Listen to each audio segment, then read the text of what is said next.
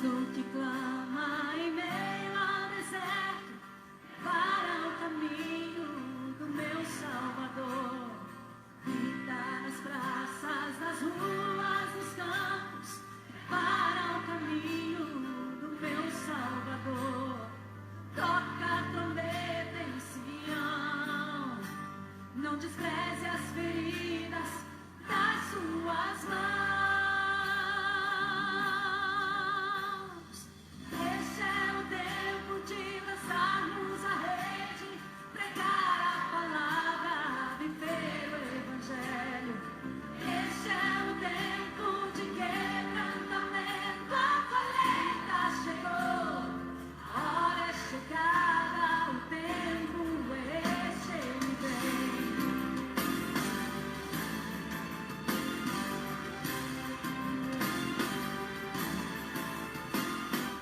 Voz do que clama em meio ao deserto, para o caminho do meu Salvador. Grita nas praças, nas ruas, nos campos, para o caminho do meu Salvador. Toca a trombeta em Sião, não despreze as feridas das suas mãos. Este é o tempo de lançarmos a rede, para viver o Evangelho. Este é o tempo de quebrantamento, a colheita chegou, a hora é chegada, o tempo é este, ele vem. Este é o tempo de lançarmos a rede, pregar a palavra, viver o Evangelho. Este é o tempo de quebrantamento, a colheita chegou, a hora é chegada, o tempo é este, ele vem, ele vem, ele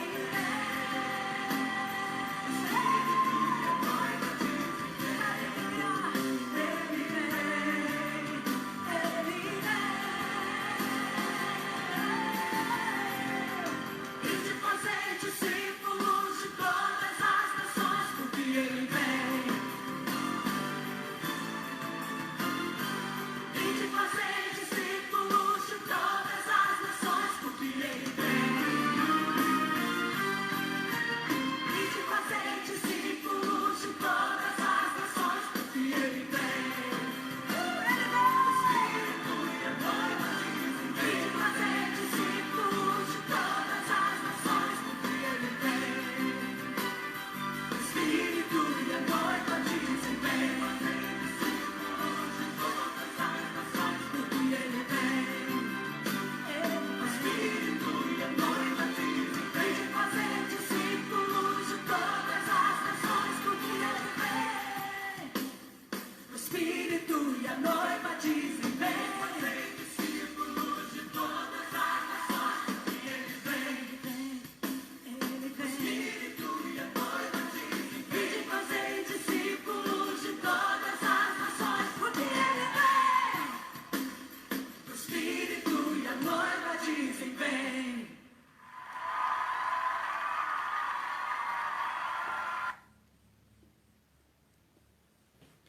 Gente boa de Deus, boa noite a todos. Graça e paz de Jesus seja com cada um de vocês. Agradeço a presença de vocês em mais esta live. Para quem não sabe ainda, não tem acompanhado as lives de quarta-feira, esta live é uma live da nossa primeira Igreja Batista Betel de Várzea Paulista. E foi-me incumbido nesta noite, mais uma vez, trazer a mensagem. Então você já deve ter visto aí no seu celular, aí na tua televisão, o título que é o tema desta mensagem, o capítulo de Mateus, no capítulo de número 9 e no versículo de número 35 ao 38. Então eu gostaria já que você, para não perder muito tempo, deixasse aí a sua Bíblia no Evangelho segundo Mateus, capítulo 9, a partir do verso de número 30. Nós iremos fazer uma oração antes, E sem muitas delongas, nós já estaremos ministrando aquilo que Deus tem colocado no nosso coração. Então quero agradecer mais uma vez a todos vocês, os amigos, os nossos irmãos, amigos de perto, amigos de longe, amigos com muita ou com pouca intimidade. O importante é que você tenha nesta noite uma experiência com a Sagrada Escritura, que você tenha uma experiência com a Palavra de Deus, porque a Palavra de Deus ela é poderosa para transformar a vida de qualquer ser humano, independente de quem seja. Então vamos fazer uma oração para nós iniciarmos esta live. Pai, eu quero te agradecer por esta noite, Senhor. Eu quero te agradecer, meu Deus, por estar aqui hoje com a responsabilidade de ministrar a tua palavra. Senhor, a responsabilidade ela é imensa. Então, para tal tarefa, para tal missão, para tal responsabilidade, eu peço, meu Deus, a direção do teu Espírito Santo. Pai, que o teu Espírito venha falar em cada coração, em cada vida, em cada alma que irá ouvir a tua palavra nesta noite. Que o teu Espírito tenha liberdade de transformar, de operar, de libertar, de curar, de restaurar, de dar uma direção de vida, Senhor. Nós estamos neste mês dedicado ou com foco no tema missões, mas nós sabemos que a missão da igreja, que é uma vocação independente de cada pessoa que foi salvo pela graça de Jesus Cristo, ela é dia a dia, momento a momento, Pai. Então fala conosco, nos dê a tua direção, a tua graça, o poder e a autoridade do teu Espírito Santo para cumprir a tua missão, para cumprir, meu Deus, a tarefa que o Senhor tem colocado nas nossas mãos para realizar. Senhor, repreende agora toda interferência contrária que venha tentar impedir a tua palavra de cair numa terra preparada que é símbolo do nosso coração, Pai. Repreende agora, meu Deus, toda a malignidade, Senhor. E que a tua palavra, meu Deus, ela nos encontre nesta noite. Porque a tua palavra, meu Deus, ela não é simplesmente teologia ou doutrina. A tua palavra, meu Deus, ela é a pessoa do teu Filho, Jesus Cristo. Então, meu Senhor, nossas vidas, nesta noite, é o que eu te peço. E de antemão já te agradeço, no nome do nosso Senhor Jesus Cristo. Amém, amém e amém. Amém, meu irmão. Amém, meu amigo. Então vamos ler a palavra de Deus no Evangelho segundo escreveu Mateus, no capítulo de número 9, a partir do verso de número 35. E percorria Jesus todas as cidades e aldeias, ensinando nas sinagogas, pregando o evangelho do reino e curando toda sorte de doenças e enfermidades. Vendo ele as multidões, compadeceu-se delas, porque andavam desgarradas e errantes, como ovelhas que não têm pastor. Então disse a seus discípulos: na verdade, a seara é grande, mas os trabalhadores são poucos. Rogai, pois, ao Senhor da seara que mande trabalhadores para a sua seara. Não há sistema filantrópico, religioso, filosófico com maior longevidade, mais bem-sucedido do que o Evangelho. Não há, não existe. E assim é pelo simples fato de que, como Paulo definiu, o Evangelho, ele é o poder de Deus para a salvação de todo aquele que nele crê. Ou seja, o Evangelho ele tem esse poder de transformação. O Evangelho ele tem esse poder de mudar a vida de uma pessoa. O Evangelho é o poder de Deus para a salvação da alma numa perspectiva da eternidade, mas não somente da eternidade. O Evangelho é o poder de Deus para a salvação na perspectiva do aqui e agora. Ou seja, Quando o evangelho ele entra em nós, ou entra na vida de uma pessoa, ele transforma essa pessoa. Ele transforma essa pessoa em um ser mais humano. Então ele tem sim uma perspectiva escatológica, ele tem uma perspectiva com foco na eternidade, mas ele tem uma perspectiva de salvação também da nossa alma como seres humanos. E o que faz o evangelho ser bem-sucedido não é simplesmente a promessa da salvação eterna, não é a promessa de uma libertação, a promessa de uma cura, a promessa de prosperidade, a promessa de restauração, não. O que faz o evangelho ser bem-sucedido é a pessoa de Jesus, o Cristo.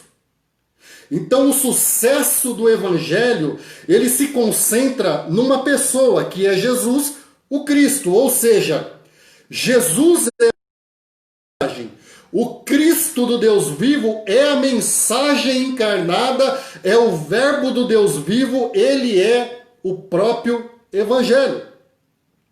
Por isso, o evangelho, ele tem sucesso. O evangelho, ele não é um conjunto de doutrinas teológicas e filosóficas bem elaborados, não é isso.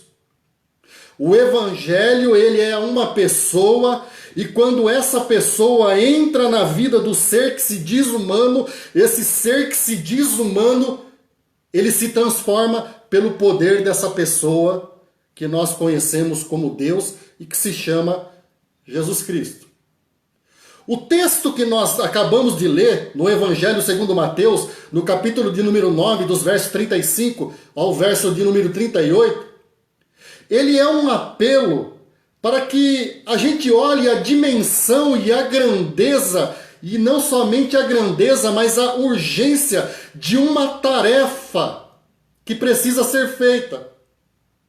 Esse texto ele faz um apelo para nós que fomos alcançados por essa pessoa, pelo verbo vivo de Deus, ele faz um apelo para nós, para que a gente se sensibilize com a urgência e com a grandeza dessa tarefa, e muito mais que isso. É um apelo para que a gente não procure desculpas, mas para que a gente procure fazer. O texto que nós lemos é um apelo do verbo vivo de Deus, da pessoa de Jesus Cristo, para nós, igreja, nós que fomos salvos pelo poder do Evangelho, para que nós venhamos a procurar o nosso lugar no reino, a nossa vocação no reino, e então desenvolver essa vocação para a glória do seu nome, para que vidas sejam alcançadas pelo poder dessa palavra, pelo poder de Jesus Cristo quando entra na vida de uma pessoa. Porque nós entendemos que missões somente são missões transculturais. A concepção, o conceito comum de missões na igreja ou na vida eclesiástica é de que missão é aquilo que nós fazemos além das fronteiras da nossa pátria ou do nosso país. Mas missões é muito mais que isso. Missões é aquilo que nós fazemos aqui, ali e além. Missões é a compreensão do Evangelho, a compreensão da grandeza da obra do Evangelho na minha vida, a tal ponto que isso me incomoda a fazer a diferença e a interferir no meu contexto imediato, aqui, ali e além. Isso é missão. Missão não se restringe somente àquilo que eu faço além das minhas fronteiras, mas missão é aquilo que eu faço aqui, agora, aqui, ali e além. E Jesus ele pontuou com muita clareza, com muita nitidez, sobre a escassez e sobre a necessidade de pessoas se sensibilizarem e se comprometerem com essa tarefa. O texto ele é muito claro. Ele faz um apelo para que os seus discípulos rogassem, intercedessem, pedissem ao Senhor da seara para que enviasse trabalhadores. Jesus então ele faz esse apelo. E pensando nesse texto, fazendo algumas reflexões sobre esse assunto, como nós estamos no mês que é focado e direcionado a missões, eu pensei em algumas coisas. E eu quero aqui construir com vocês nesta noite e destacar alguns pensamentos que vieram ao meu coração sobre esse tema, sobre missões, mas não sobre missões além fronteiras, simplesmente, mas em missões aqui, ali e além. E o primeiro pensamento que eu quero destacar, a partir da reflexão que eu fiz sobre esse texto, é que o tamanho dos desafios, eles não devem esmagar a nossa paixão. Eu vou repetir para você. O tamanho dos desafios, eles não devem esmagar, aniquilar, fazer evaporar, desmanchar a paixão que está no nosso coração por aquilo que é o Evangelho, por aquilo que Jesus fez na nossa vida e por aquilo que Ele nos convoca e nos vocaciona a fazer. Porque é muito fácil nós nos perdermos no meio do caminho. É muito fácil nós perdermos o nosso foco. É muito fácil nós perdermos a nossa vocação, esquecermos da nossa vocação como igreja. E nós vamos perdendo isso com o passar dos anos, com o passar do tempo, por causa das dificuldades, por causa dos desafios que se colocam no nosso caminho. Então, o primeiro apelo que Jesus nos mostra, e fica muito claro nesse texto, é que o tamanho dos desafios jamais, eles não devem esmagar a nossa paixão pelo Evangelho, em pregar o Evangelho, em fazer a nossa missão, em cumprir a nossa vocação como igreja, como agentes do reino de Deus, como proclamadores do Evangelho de Cristo. Porque deixa eu te explicar uma coisa. Mesmo limitado e por conta da distância e dos recursos de locomoção da sua época, Jesus não desistiu da sua missão. Mesmo diante de um desafio enorme, porque eram várias cidades, várias aldeias, e os recursos eram limitados, as distâncias eram longas, precisavam ser percorridas a pé ou no lombo de um jumento, esses desafios não tiveram o poder e a capacidade de esmagar a paixão que estava no coração de Jesus. Não tiveram a capacidade de esmagar a paixão que foi colocada pelo Pai em pregar o reino de Deus. E ele tinha como meta, visitar todos os vilarejos que estavam na sua rota geográfica de possibilidades. Os seus recursos que eram limitados, a locomoção que era muito dificultosa na época, não impediram com que ele fosse às pessoas, com que ele alcançasse as pessoas, com que ele se dirigisse às pessoas para pregar o reino de Deus. E por que eu estou te dizendo isso? Porque hoje nós desistimos com muita facilidade. Hoje nós perdemos ou esquecemos ou desistimos da nossa vocação com muita facilidade no primeiro obstáculo que se interpõe no nosso caminho. Mas Jesus, ele foi até as últimas consequências, e foi as consequências até a morte de cruz. Ele não mediu esforços, ele não mediu as consequências, mas ele cumpriu o seu chamado, ele cumpriu a sua meta, ele pregou o reino de Deus, ele salvou pessoas, ele pregou o Evangelho, ele pregou a palavra do Pai, e através da palavra do Pai, o nome do Pai foi glorificado, e o reino de Deus começou a ser conhecido em toda a terra. Ah, meus irmãos, nós desistimos com muita facilidade. Nós nos desanimamos e nos desestimulamos com muita facilidade. Eu falo por mim mesmo. Eu faço a meia-culpa nesta noite. Eu me solidarizo com você, porque às vezes não é fácil. Não é fácil. Não é fácil. Mas o tamanho dos desafios não podem apagar a chama do Espírito de Deus no nosso coração e na nossa alma. Hoje nós temos inúmeros recursos. Hoje nós temos inúmeras facilidades. A tecnologia hoje, ela tem sido uma bênção. Eu não quero olhar para a tecnologia e para os avanços tecnológicos como maldição. Não é desse jeito. Eu prefiro olhar para o avanço da tecnologia e para os recursos que nós temos hoje para pregar o Evangelho como bênção para o reino de Deus. Mas me parece, eu tenho a impressão de que o avanço da tecnologia e os recursos tecnológicos aos quais nós temos ou temos tido acesso, ele tem feito o caminho reverso. Ele tem, em não poucas vezes, não raras vezes, desestimulado as pessoas. Porque veja bem, Jesus não tinha recursos de locomoção sofisticados como temos hoje. E ele ia a lugares distantes. Hoje nós dispomos de carro próprio às vezes.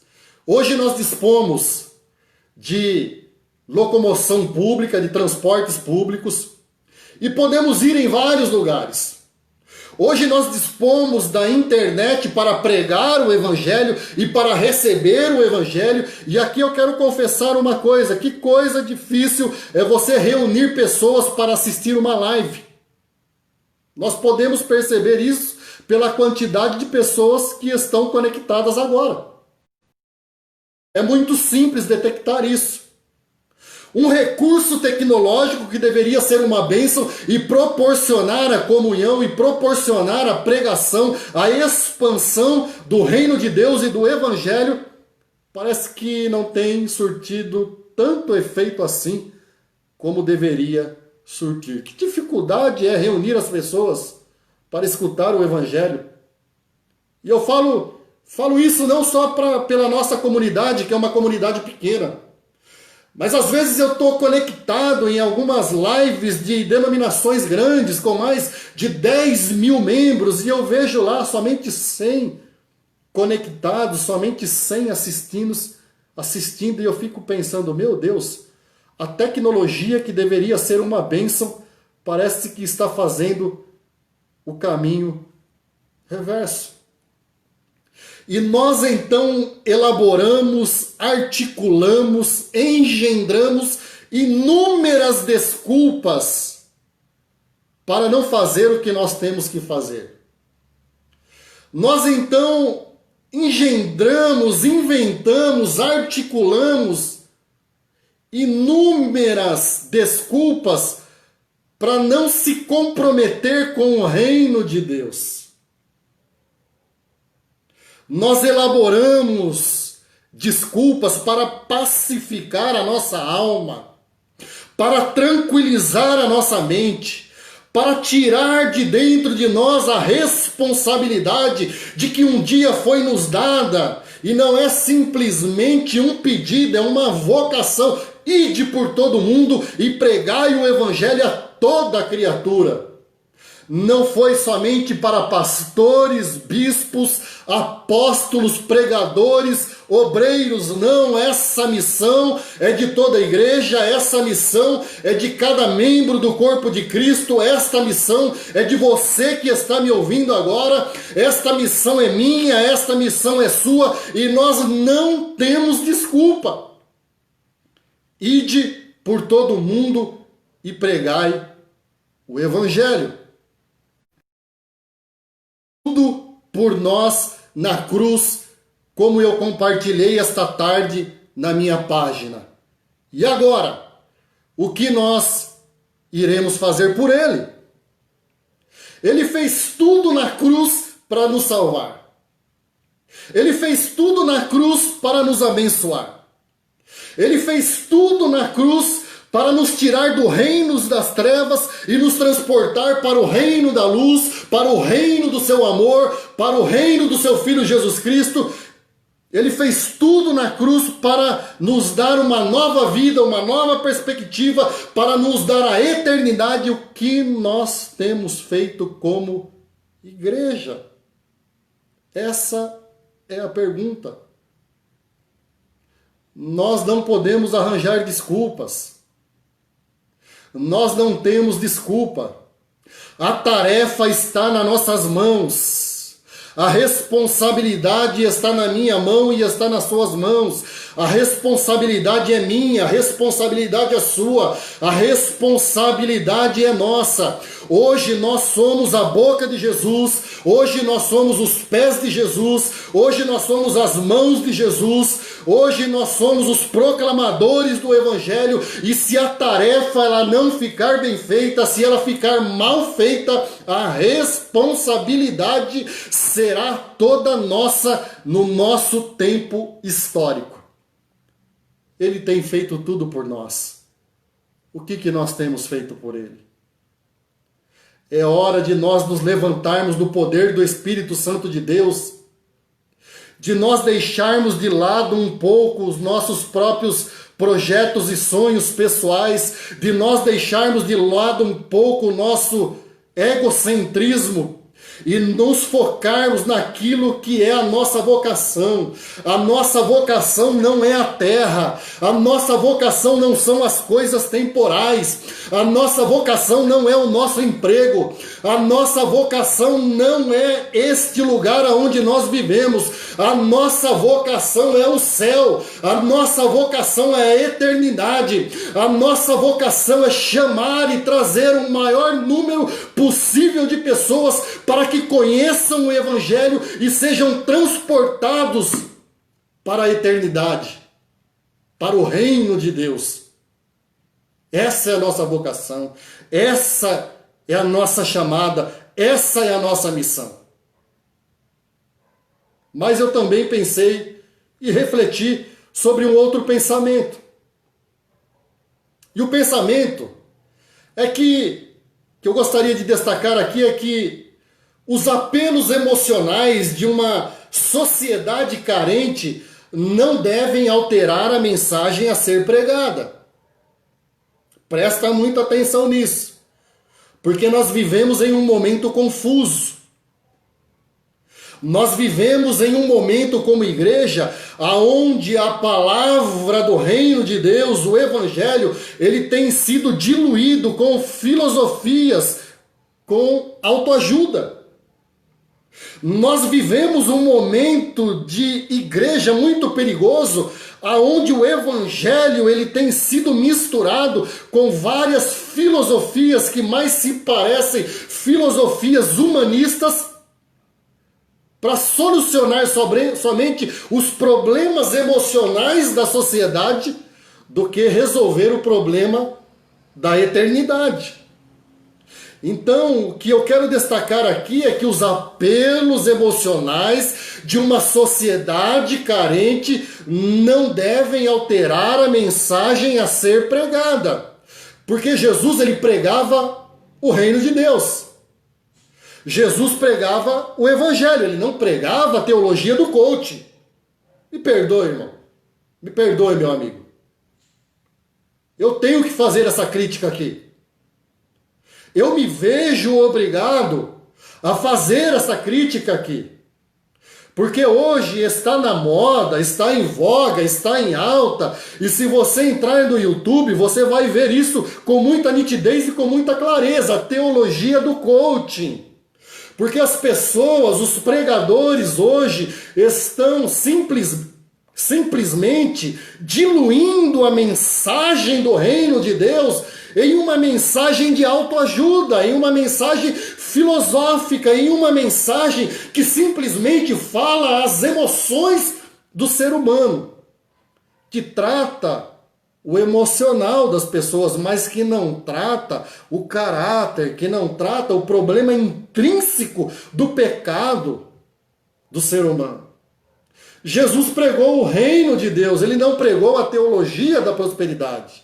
Jesus ele pregou o reino de Deus, ele não pregou a teologia do triunfalismo barato. Nós somos mais que vencedores, sim, nós somos mais que vencedores, mas nós teremos tribulações, dificuldades, pedras no caminho, mas nós podemos enfrentar tudo isso no poder do Espírito Santo. Teremos dificuldades sim. O evangelho é pedreira. O evangelho é feito de dificuldades e desafios.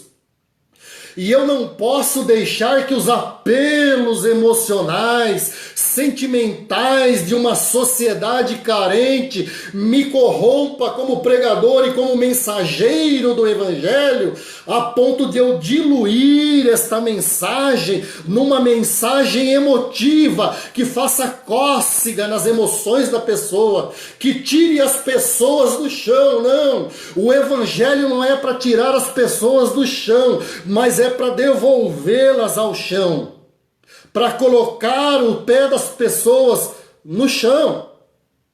Olha só, do Evangelho de Marcos, capítulo de número 1, e no versículo de número 15, está a mensagem de o que Jesus pregava. E ele diz assim, então: o tempo está cumprido, e o reino de Deus está próximo. Prestem atenção. O tempo está cumprido e o reino de Deus está próximo. Arrependei-vos, arrependei-vos, arrependei-vos e crede no Evangelho. Jesus pregava um Evangelho à la carte. Jesus não pregava um Evangelho self-service. Jesus pregava toda a mensagem do Pai, todo o conselho do Pai, e nós como pregadores, nós como porta-vozes, nós como mensageiros do Evangelho, do reino de Deus, temos que ter a honestidade, a hombridade, a coragem de pregar todo o Evangelho, toda a palavra, toda a mensagem do reino de Deus e dizer: arrependei-vos e crede no Evangelho. Essa é a mensagem, esse é o foco. Nós não podemos desviar disso. Nós não podemos desviar disso. Faça o teste, por exemplo, em uma penitenciária, e dê uma Bíblia e dê um outro livro qualquer, Paulo Coelho, Dale Carnegie, sei lá, autoajuda, o que você quiser. Vá até uma penitenciária. E eu falo porque eu já fui. Vá até uma penitenciária. Aliás, eu tenho trabalhado, como vocês sabem, com dependentes químicos. E o que nós usamos lá não é Paulo Coelho. O que nós usamos lá não é Dale Carnegie. O que nós usamos lá não é evangelho à la carte. O que nós usamos lá não é evangelho self-service. O que nós usamos lá é Bíblia, somente mensagens e terapias relacionadas e focadas com o reino de Deus. Então faça um teste. Leve uma Bíblia em uma penitenciária qualquer e um livro de Paulo Coelho, pode ser, e volte depois de um ano, para você ver qual vai ser a eficiência de cada um. Eu vou te garantir. E eu vou te garantir não em tese, eu vou te garantir pela experiência do que eu estou te falando. Se você levar uma Bíblia e levar outro livro qualquer de autoajuda, de filosofia, seja quais foram, ou pode ser um livro de história, qualquer que seja. Quando as pessoas que lá estão, não são todos, é óbvio, quando as pessoas que lá estão ouvem o Evangelho, escutam a mensagem do reino de Deus, dão lugar na sua vida para a palavra de Deus, para o reino de Deus, para o Evangelho do Senhor, para o Evangelho de Deus, a vida deles é transformada, a vida deles é liberta, a vida deles é renovada. Pessoas se transformam, pessoas se convertem, pessoas saem do crime, pessoas abandonam a velha vida, pessoas são transportadas do reino das trevas para o reino da luz, pessoas são transportadas da vida do crime para uma vida digna. A mesma coisa não acontece com o livro de autoajuda. Vamos colocar numa porcentagem. Vamos colocar numa porcentagem de 1000. Poucos porcentos se convertem por causa da mensagem de Paulo Coelho. Mas eu te garanto que uma porcentagem bem maior, que uma porcentagem muito maior, que uma porcentagem expressiva, quando ouvem o Evangelho, quando ouvem a mensagem do Reino de Deus, quando ouvem a palavra da eternidade, quando ouvem e têm um contato com a pessoa de Jesus Cristo, quando têm uma experiência com o Espírito Santo de Deus, falando na sua alma através desta mensagem, falando na sua alma através do poder da palavra, da mensagem do reino de Deus, eles abandonam o crime, eles deixam a vida velha de lado e eles se convertem pelo poder do Evangelho e pelo poder desta palavra, pelo poder de Jesus o Cristo, o Verbo vivo de Deus. Sabe por quê? Porque a filosofia de Paulo Coelho não transforma ninguém. O que transforma a vida do ser humano é o Evangelho. O que transforma a vida de uma pessoa é a palavra de Deus. Então conhecereis a verdade e a verdade vos libertará. É assim que funciona. É assim que funciona. Autoajuda não vai ajudar ninguém. Mas eu quero destacar aqui uma outra reflexão e um outro pensamento sobre esse texto que está intrínseco, implícito, embutido, por inferência, por dedução nesse texto. Eu quero destacar que a imaturidade dos nossos companheiros de tarefa não deve ter o poder de nos desanimar. Porque presta atenção numa coisa, presta atenção no que eu vou te falar agora. Jesus estava praticamente sozinho. Jesus estava no começo do seu ministério. O seu ministério foi um ministério muito curto, de 3 anos e meio. E Jesus estava praticamente sozinho, porque ele chama 12 discípulos com as mais variadas patologias psicológicas que disputavam entre si para ver quem era o maior, o melhor e o mais gostoso. Era assim. Você sabe disso. Jesus estava praticamente sozinho. Ele chama 12 pessoas cruas. 12 pessoas imaturas. Que brigavam entre si. Que tinham desvios de caráter. Que tinham desvios imensos no seu caráter e na sua estrutura psicológica. Um corta a orelha do soldado, outros dois, a mãe chega diante de Jesus e diz assim: olha, mestre, eu quero te pedir uma coisa, quero te fazer um pedido.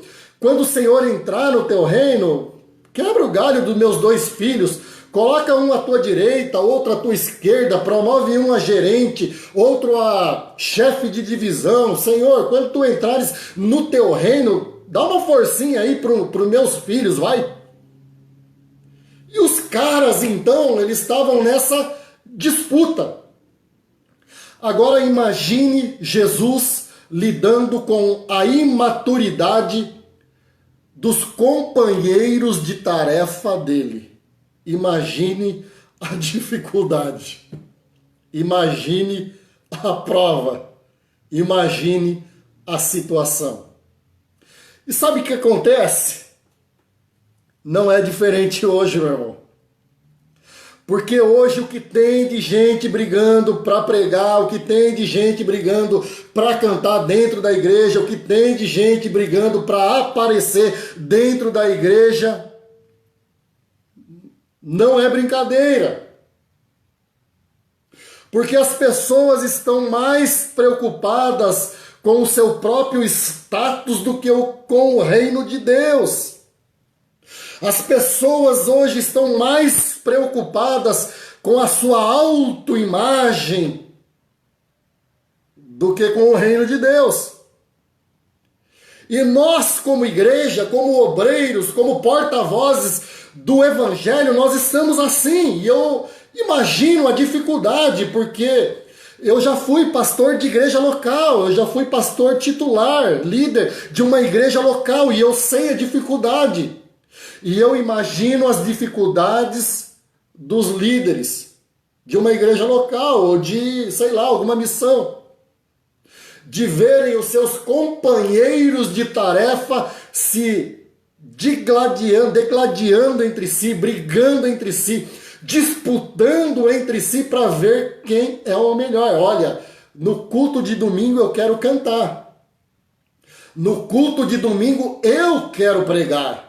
Olha, quantos meses fazem que eu não prego de domingo, que eu não canto de domingo, que eu não ensino na escola bíblica, quanto tempo faz?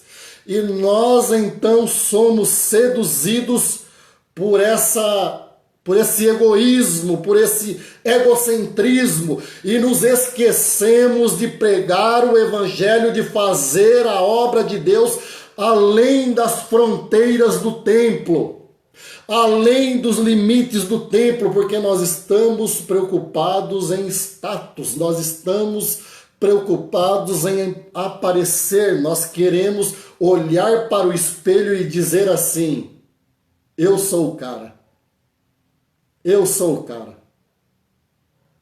Deixa eu te dizer uma coisa, tem um monte de morador de rua.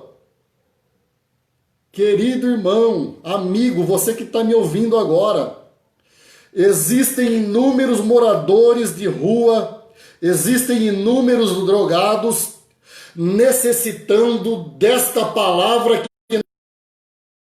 Existem inúmeras pessoas além das fronteiras do templo necessitando. A tarefa é urgente, a tarefa é urgentíssima.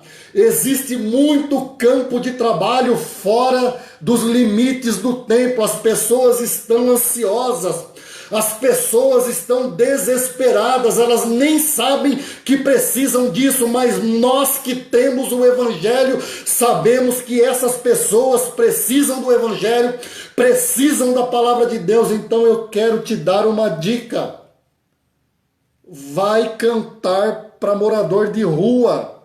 Vai pregar para morador de rua, vai fazer coreografia para morador de rua, para drogado, vai pregar para gente fora dos limites do templo. Aliás, eu tenho um convite. Desculpa a contundência, desculpa, mas eu tenho que falar isso. Se você quiser me ajudar, tem vaga na casa de recuperação. Se você tiver disposição de pregar para um pequeno número de pessoas, no qual você não vai ter status, no qual você vai enfrentar muitas dificuldades, porque imagine só a situação. Pessoas normais já são problemáticas. Agora, pessoas com dependência química trazem consigo, no pacote, inúmeras patologias difíceis de se lidar. Nós que estamos lá temos que lidar e temos que apagar fogo direto.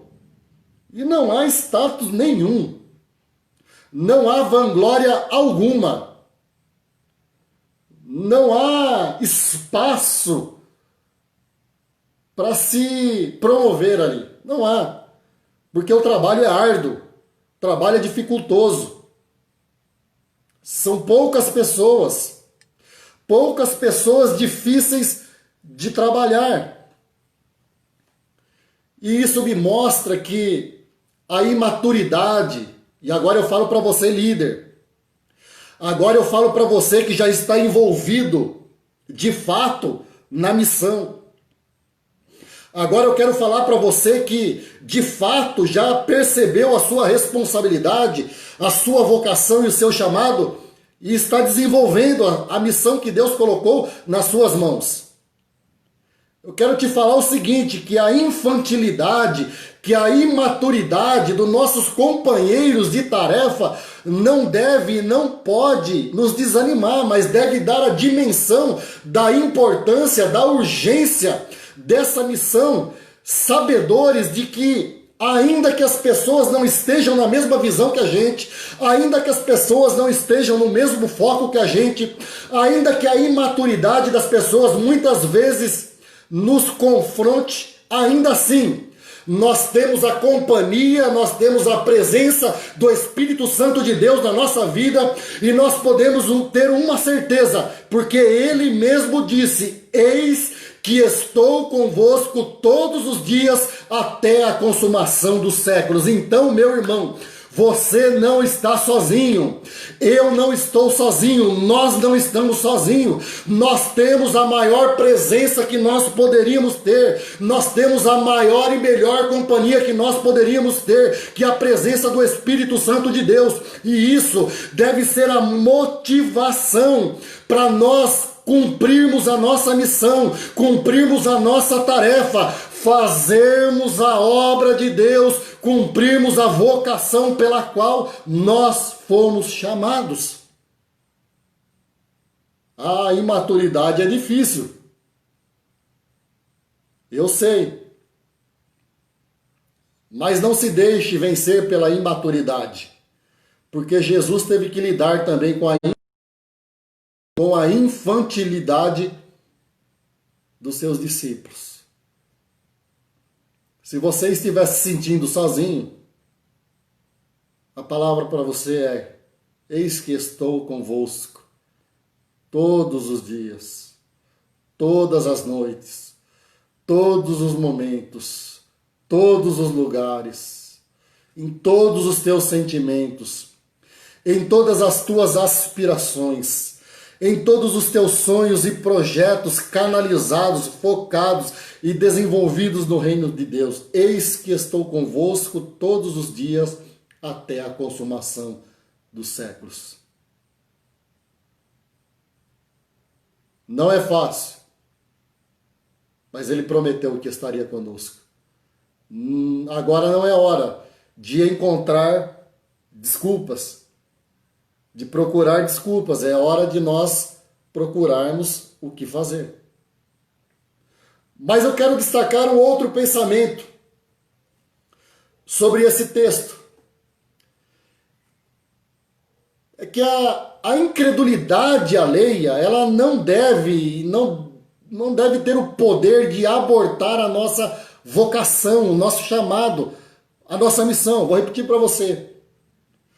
A incredulidade, a indiferença alheia não pode abortar a nossa vocação, a nossa missão. Sabe por quê? Porque Jesus ele foi mal recebido, ele sofreu oposição e resistência em várias cidades, em vários lugarejos, em vários locais, até mesmo no seu próprio ambiente.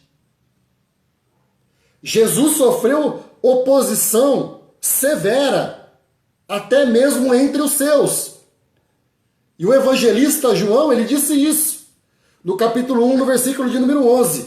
Ele veio para o que era seu, mas os seus não o receberam. E o próprio Jesus disse assim, que um profeta ele não tem honra a não ser na sua própria casa, na sua própria pátria, entre os seus próprios parentes, entre os seus próprios conhecidos. Ou seja, santo de casa não faz o milagre, como diz o provérbio popular. As pessoas muitas vezes não darão crédito à nossa pregação. Jesus ele chorou sobre Jerusalém.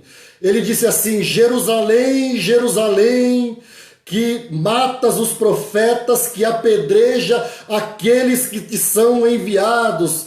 Jerusalém, Jerusalém, quantas vezes eu quis te colocar debaixo das asas como a galinha junta os pintinhos, mas vocês não quiseram. Jesus chorou pela incredulidade do seu próprio povo.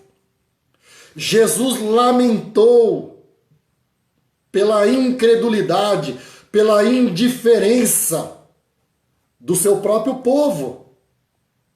Por isso ele disse que o profeta não tem honra na sua própria pátria, entre os seus conhecidos. Mas deixa eu te dizer uma coisa, meu irmão. Não compete a nós tentar adivinhar o que está no coração das pessoas. Não compete a nós fazer um senso crítico se as pessoas vão crer ou não vão crer. Essa não é a nossa competência. Nós não somos agentes do Ibope, nós somos agentes do reino de Deus. Nós não somos agentes de uma instituição de pesquisa eleitoral. Nós somos agentes do reino de Deus. Não compete a nós ter bola de cristal gospel. Não compete a nós ter bola de cristal evangélica para saber se as pessoas crerão ou não crerão. Compete a nós, como agentes do reino de Deus, pregar o evangelho, pregar a palavra de Deus, pregar a mensagem de transformação, de libertação, de cura, a mensagem que leva o homem para o céu. Volto a falar. Nós não somos agentes do Ibope, nós somos agentes do reino de Deus. Aí você fala assim, mas eu não vou pregar. Porque aquela pessoa ali não vai crer. Eu não vou pregar porque aquele ali não tem jeito. Eu não vou pregar porque aquele ali já tem religião, aquele ali é assim, aquele outro é assado. E então nós entramos nesse jogo de tentar adivinhar o que está no coração das pessoas, ou como as pessoas serão receptivas à palavra. Irmão, isso não compete a mim, isso não compete a você. Isso é obra do Espírito Santo de Deus. Isso é com Deus, isso é tarefa do poder do Evangelho, isso é poder, isso é tarefa do poder dessa mensagem, isso é tarefa de Deus. Não adianta eu querer ser Deus, deixa Deus ser Deus. Deixa Deus fazer a tarefa dele. Deixa Deus fazer a obra que compete a ele. A mim e a você compete somente pregar, e pregar o evangelho, pregar a inteireza da palavra de Deus. Foi por isso que Paulo disse ao seu discípulo Timóteo: Timóteo, presta atenção, prega a tempo e a fora de tempo, quer seja oportuno e quer não seja oportuno. Timóteo, a sua função é só uma. Não é alisar a bola de cristal gospel. Não é ser adivinho evangélico para saber se aquele vai ser salvo ou não vai ser salvo. Não, Timóteo, a sua tarefa é somente pregar o evangelho, a palavra de Deus, e deixar o resto com o Espírito Santo de Deus. Prega a tempo e fora de tempo. O estado caótico dessa sociedade, ele não pode nos insensibilizar. O estado caótico dessa sociedade precisa nos insensibilizar. Nós não podemos assumir aquela postura indiferente em relação à situação emergencial das pessoas, achando tudo normal, achando, é assim mesmo. Pau que nasce torto, morre torto. Deixa eu dizer uma coisa para você. Volto a repetir. Nós estamos trabalhando com casa de recuperação, um trabalho difícil. E às vezes é um trabalho desmotivador, porque nós investimos recursos espirituais, emocionais, físicos e materiais, e às vezes nós não vemos o retorno. Mas louvado seja Deus, porque nós não andamos por vista, nós andamos por fé. Eu não ando por aquilo que eu estou vendo, mas eu ando por aquilo que eu estou pregando. Por isso tenho insistido nessa obra. E às vezes nós percebemos que alguns que saem de lá, graças a Deus são poucos, não são muitos. Eles retrocedem e voltam e caem nas drogas de novo. Mas louvado seja o Senhor, meu irmão. Porque outros, porém, verdadeiramente são libertos, verdadeiramente são restaurados, verdadeiramente são transformados. E eu tenho tido contato com vários desses, e vários me ligam, conversamos, e alguns deles dizem assim: olha, pastor, estou trabalhando, pastor, casei, pastor, estou namorando, pastor, minha vida mudou, pastor, minha vida agora é outra. Deus fez a obra na minha vida, o Evangelho fez a diferença na minha vida. Deixa eu te dizer uma coisa, meu irmão, pregue a palavra a tempo e a fora de tempo, quer você seja oportuno e conveniente, quer não seja oportuno, pregue sempre a palavra de Deus, porque a palavra ou a frase não tem jeito, deve ser substituída pela frase: tudo é possível ao que crê. Tudo é possível ao que crê. E deixa eu te dizer uma coisa aqui, presta atenção no que eu vou dizer. Porque se tudo é possível ao que crê, não é simplesmente uma frase de efeito, uma frase triunfalista. Não é isso que eu estou querendo dizer para você. O que eu estou querendo transmitir para você, quando eu estou te dizendo tudo é possível ao que crê, é que sim, as nossas expectativas, em muitos casos, serão correspondidas. Porém, em outros casos, não serão correspondidas. Então, tudo é possível ao que crê. É possível, sim, ao que crê, lidar com as frustrações. É possível ao que crê, lidar com os sonhos não realizados. É possível ao que crê, lidar com o resultado da sua pregação não satisfatório na vida de alguns. Isso é possível. Porque eu ando por fé, eu não ando por vista. Porque eu ando por aquilo que eu creio e não por aquilo que eu sinto. Porque eu me movo no reino de Deus mediante a vocação e o chamado que Ele colocou no meu coração e na minha alma, e não pelos resultados que eu terei.